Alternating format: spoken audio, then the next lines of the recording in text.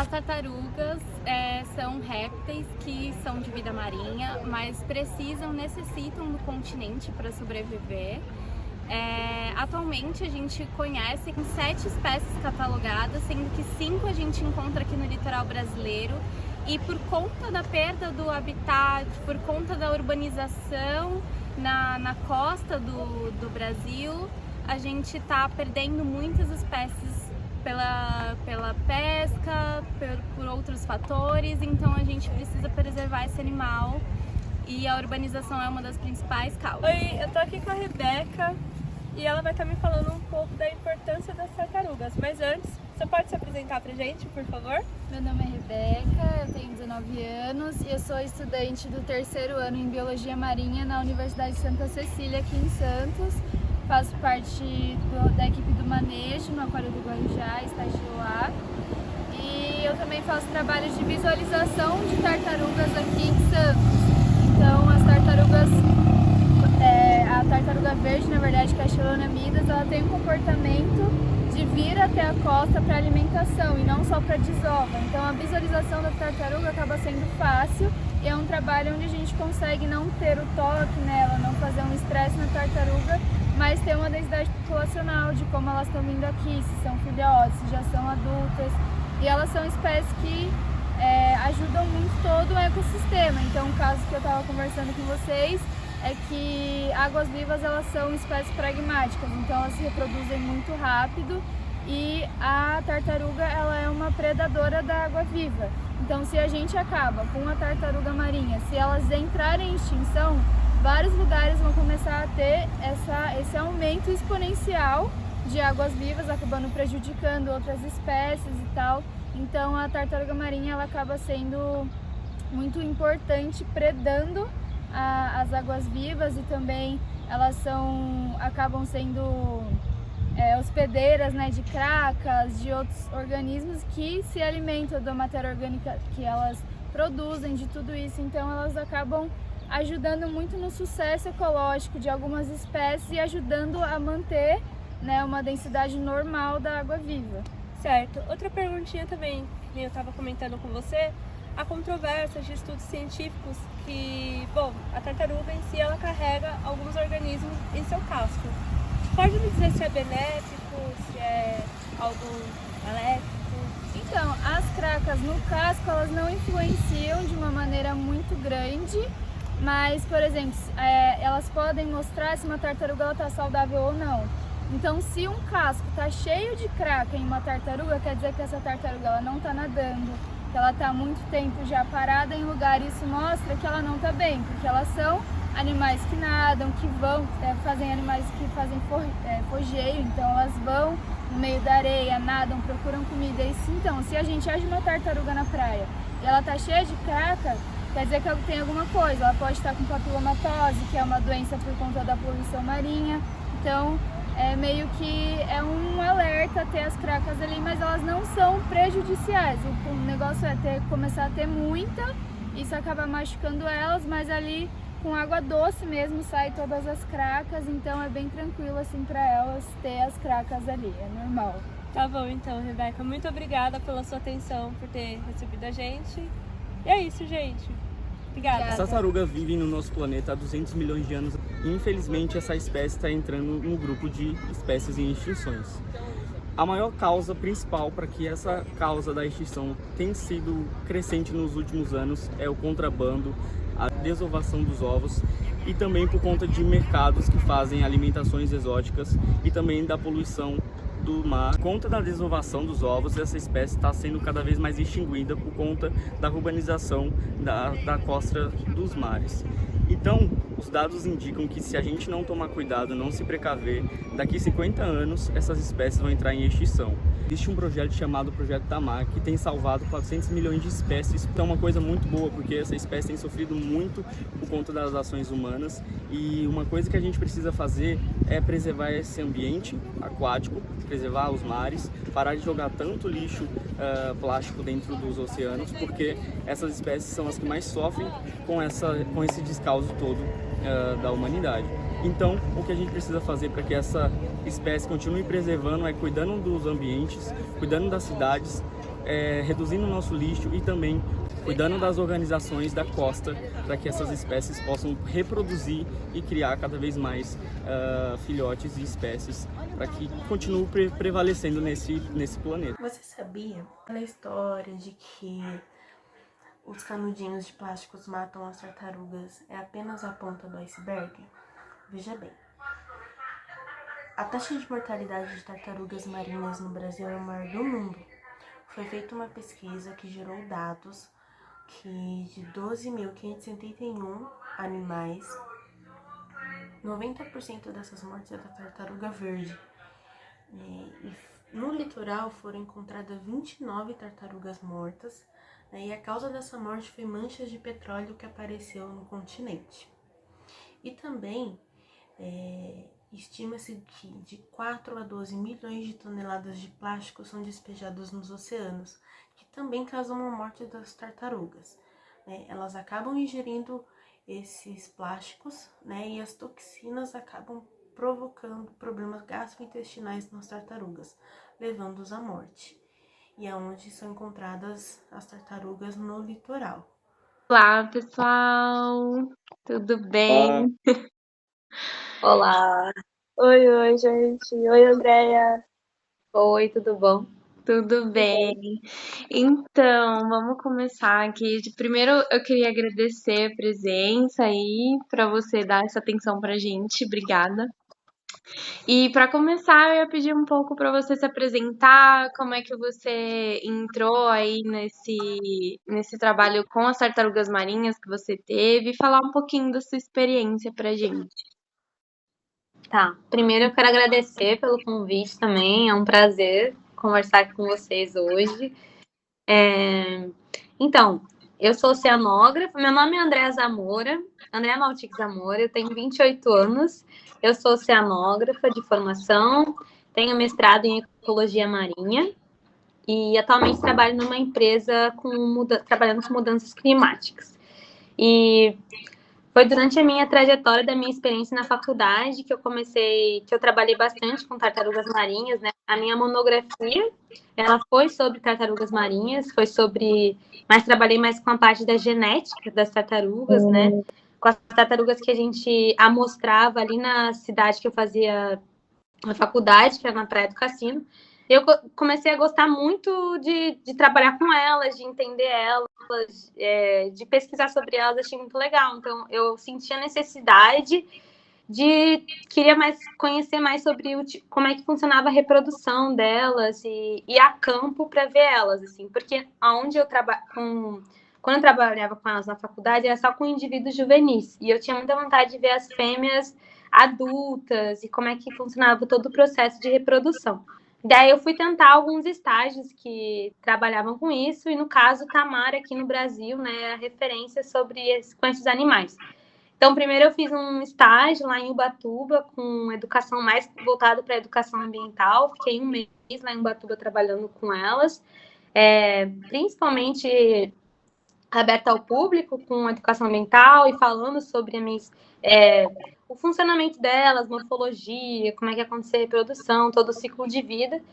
E também trabalhando na parte da veterinária, assim, tive umas experiências de trabalhar com os indivíduos que chegavam lá, que estavam, de alguma forma, sofreram um impacto antrópico, foram pegos na rede de pesca, ou chegavam meio que sem conseguir respirar direito. E aí, fiz essa parte na área da veterinária também. E logo após o estágio de Tamar, eu fiz um estágio de 3 meses no Espírito Santo, que era na praia de Regência, que eram as onde acontecia também a desova das tartarugas. Foi por isso que eu escolhi também fazer lá. Principalmente porque lá ocorria a reprodução da tartaruga de couro, que é a espécie de tartaruga minha preferida. Então eu fui para esse estágio para tentar encontrar ela, né? Eu não sabia na época se eu ia conseguir ver, que às vezes calhava de ter, né? De conseguir ver, às vezes durante algum tipo de monitoramento, ou às vezes acontecia de não conseguir ver, né? Então eu fui com o intuito de conseguir ver ela, ou tentar ver ela, no caso.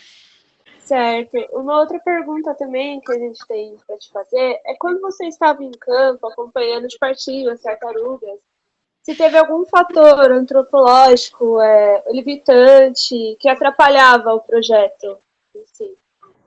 Pode estar dizendo pra gente? Posso. Então, na praia que eu fiz o estágio, eu fiquei 3 meses lá no Espírito Santo, primeiro que era uma reserva biológica. Então, no caso ali, o Tamar ele já separou aquela área para que não tivesse nenhum tipo de... Não tivesse muitas pessoas que pudessem olhar e pudessem morar ali perto. Era uma reserva, a reserva de Tamoios, então já era um pouco mais afastado. A cidade já era uma cidade muito pequena e a reserva, né, era mais não era tão aberta ao público que quisesse ver. Então já diminuiu muita chance de ter impactos antrópicos. Mas o que eu via mais era em questão da iluminação pública, assim, porque as tartarugas, quando elas desovam, elas saem do mar para desovar na praia.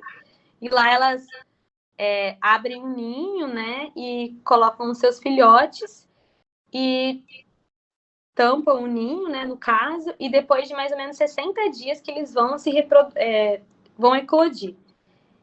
E eles se eclodem à noite. Normalmente eles seguem a direção da lua e vão até o mar. Só que por conta da iluminação pública, às vezes eles seguem na direção contrária. Então, o que a gente via muito também era o rastro deles indo até mais ou menos a faixa de areia que tinha a iluminação. E por conta disso, às vezes elas chegavam ir até a estrada. No caso, a estrada lá era de terra, mas já aconteceu da gente ver caminhão, assim, carro passando por ali. Então, acho que lá, mais a questão da iluminação pública, assim. Mas tenho certeza que em outras praias, outros fatores antrópicos podem interferir bastante na eclosão e na desova das tartarugas, né? Porque normalmente elas vão até a praia e se elas se sentem... Porque a gente fazia um monitoramento de carro, não era um carro, era tipo um Jeep, assim. Não era um Jeep, não lembro que carro, era um veículo. E aí a gente ia pela praia e não podia fazer barulho, porque elas se assustavam. Então, numa praia mais urbanizada, provavelmente se elas se sentissem ameaçadas, elas não iam desovar e não iam ficar calmas, digamos. Então, tem que ter mais ou menos esse silêncio para elas não se assustarem e voltarem para o mar, e daí elas não conseguirem desovar, no caso. Então, esse poderia ser também um efeito, só que não acontecia muito lá, porque como era uma reserva, não tinha muitas pessoas também. Mas em praias, por exemplo, na Praia do Forte, que é lá na Bahia, que tem mais pessoas, provavelmente poderia talvez interferir. Não sei porque eu não tive essa experiência lá também, mas são fatores antrópicos que também poderiam influenciar nisso, no caso. Eu tenho uma pergunta para fazer também, sobre a desovação delas. Elas saem do mar e vão em direção à areia para a desovação. Então, esse é o ciclo de vida da tartaruga marinha, né? Ela sempre vai nascer na terra e vai para o mar para completar o seu ciclo de vida. Então, ela tem esse ciclo de vida que ela nasce na areia, na terra, e aí tem diversos fatores que até ela conseguir chegar no mar, né? Tem várias dificuldades, porque às vezes elas podem encontrar também... Tem muita competição ali, né? Tem aves que podem querer comer ela, siri. Então, até elas irem para o mar já é um desafio. Aí, chegando lá, vai ser outro desafio. Tanto que dizem que a cada 1000 ovos de tartarugas marinhas, só um chega à idade adulta. Enfim, aí, depois que elas vão para o mar, elas vão virar juvenis, vão ser adultas. E só depois elas voltam para a terra para desovar, né? E terminar o ciclo reprodutivo delas. E normalmente, né, elas têm uma característica genética que onde elas nascem, elas vão desovar. Então, elas nadam, né, pelas correntes marinhas e elas podem se situar em vários lugares assim do oceano, mas elas sempre vão voltar para a praia que elas nasceram para elas desovarem. Então, isso é uma característica legal, assim, que elas guardam essa memória, como se fosse uma memória genética, assim, da onde elas nasceram. Nossa, muito legal essa informação sobre ela, eu não sabia. Mas como que funciona esse processo de desovar? Ela vai sozinha ou o macho acompanha ela também? Ou não? Não. Elas não têm essa relação macho e fêmea, assim, o que acontece na reprodução naquela hora mesmo, elas não tem essa criação de família e tal. A tartaruga vai lá, na época ela tá para ocorrer a fecundação e pronto, acabou. Daí ela fica com quando ela vai eclodir, ela vai para quando ela sente que ela tá para eclodir desovar esses ovos. E aí ela vai para a areia sozinha. No caso ali de Regência, a praia era bem íngreme até, então ela subia, a gente ficava observando, assim, era muito legal, porque via... A tartaruga é um animal muito forte, assim, mas dava para ver que o quanto de energia ela gastava nesse processo reprodutivo. Porque até você cavar, porque demorava mais ou menos em torno de 4 horas, 5 horas e meia para tudo acontecer. Ela sair do mar, chegar na areia, daí começar a cavar. Daí ela cavava com as nadadeiras e fazia um buraco muito grande, assim, porque agora eu não lembro mais ou menos, acho que era mais de 30 centímetros, então ela cavava, botava os ovinhos, aí era um por um, mais ou menos entre 100 que ela desovava. Ainda tinha uma estratégia para confundir os animais que poderiam predar os ovos dela, de ir para o lado e meio que revirar a areia também, para eles acharem que o ninho estava ali. Então, era quando a gente ia fazer esse monitoramento, era difícil de achar onde ela tinha desovado, porque nem sempre a gente pegava a tartaruga desovando no lugar, achava o ninho corretamente. Porque ela, quer dizer, achava a tartaruga desovando, né? No dia seguinte a gente via que tinha vários rastros que vinham a gente ia pelo rastro, né? Tinha uns 50 rastros das tartarugas. A gente, em cada rastro, tentava encontrar onde estava o ovo, onde estava o ninho. E era difícil se encontrar, porque nem sempre... E era difícil ainda mais que a gente tinha que ir com uma madeira e não podia furar o ovo, né? A gente tinha que ser super delicado para tentar achar o ninho e não furar os ovos, né? Para botar uma grade de proteção, porque um dos fatores lá bem difíceis que a gente tinha era o predação animal. Tinha muita raposa. Então, a gente tinha que botar uma tela e com umas madeirinhas, assim, para a raposa não vir. Então, a gente tinha que achar um ninho toda noite. Depois que ela desovou no dia seguinte, botar a tela para que os animais não pudessem pregar. Senão, se não deixava a tela, às vezes a raposa ela conseguia até tirar a tela. Então, tinha que deixar bem firme. Todos os ninhos que a gente encontrava, a gente tinha que ir lá e colocar a tela para ela não... para os outros animais não predarem os ovos, mais ou menos. Ai, nossa, que legal isso. A gente não imaginava que ela fazia mais de um ninho para enganar outros animais, sabe? Eu não. Não era um ninho, era só uma reviravolta de areia, assim, para achar que pra tava... bagunçar. Isso, dá uma bagunçada. Nossa, que legal. Muito interessante. Muito Muito bom. interessante. Perguntinha também, se você topar responder. Pode Como que funciona a definição do sexo, ou seja, dos ovos? Ela vai lá, desova, e aí tem muito, né, casos que falam que a temperatura do ninho vai definir o sexo do filhote. Você pode estar explicando pra gente? Sim. Então, realmente a temperatura da areia que vai definir se é macho ou fêmea. Acho que acima de 29, 30 graus vai nascer fêmeas e abaixo disso vai nascer machos.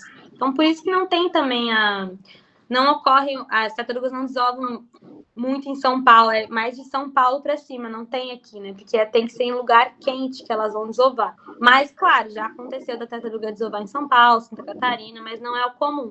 A areia tem que estar quente para conseguir meio que chocar os ovos, assim. Por isso que falam também que as mudanças climáticas vão afetar muito a espécie da tartaruga marinha, porque se ficar muito quente, vai começar a nascer muita fêmea. Então, não vai ter, talvez, macho, vai parar de ter macho para reproduzir, e a espécie pode acabar até sendo extinta. Então, esse é também dos fatores difíceis, assim, que podem impactar o ciclo de vida das tartarugas marinhas. Então tá bom. Nossa, gente, muito legal isso.